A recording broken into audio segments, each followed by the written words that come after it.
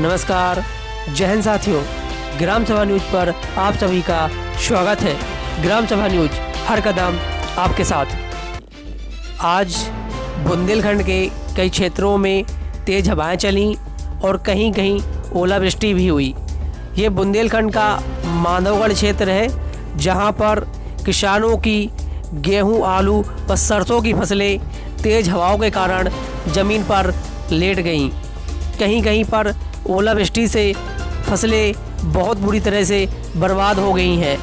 आप देख सकते हैं कि ये जो गेहूं की फसल है, यह 15 से 20 दिन में कटने वाली थी, लेकिन आज यह फसल ज़मीन पर लेटी हुई है। गेहूं ही नहीं, अन्य फसलों को भी नुकसान हुआ है। और इसी बीच हमारे साथ खेत मालिक मौजूद हैं। चलो खेत मालिक का फसल के नुकसान के बारे में क्या कहना है, चलिए सुनते हैं। ये जो खेत मालिक है, इनसे पूछते हैं कि फसल के बारे में कि ये जो फसल बर्बाद हो गई है। ये तो अभी यहाँ जो किसान बैठे हैं जिनके खेत में ये नुकसान हुआ है, इनसे हम बात करते हैं।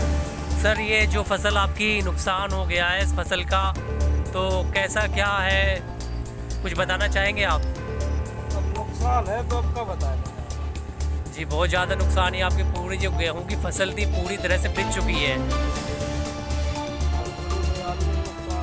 जी, जो आलू के आपने खेते देखे, वो अभी आपने बंडल देखे थे, बोरे देखे थे, वो भी पूरी तरह से नष्ट हो चुके हैं, ख़राब हो चुके हैं। और गेहूं की सबसे ज़्यादा फसल गेहूं की ख़राब हुई है।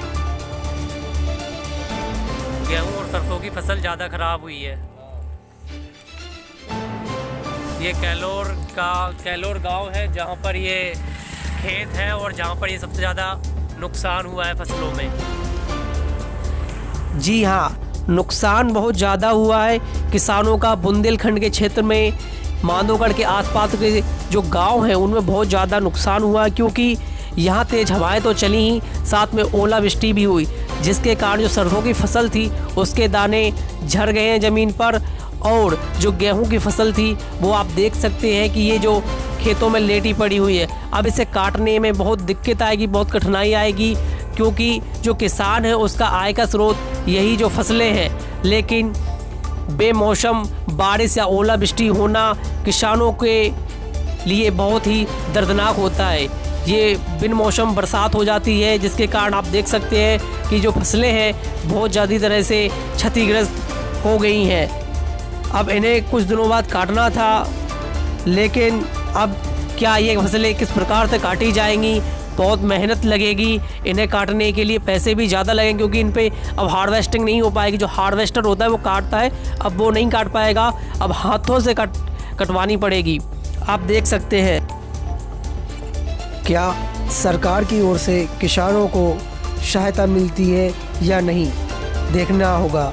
क्या सरकार किसानों को सहायता देती है जो फसलें ख़राब हो गई हैं, या नहीं देती है, ये देखना होगा। हमारे साथ जुड़े रहने के लिए आपका बहुत बहुत धन्यवाद। आप हमारे चैनल ग्राम सभा न्यूज को सब्सक्राइब करें, लाइक करें और ज़्यादा से ज़्यादा शेयर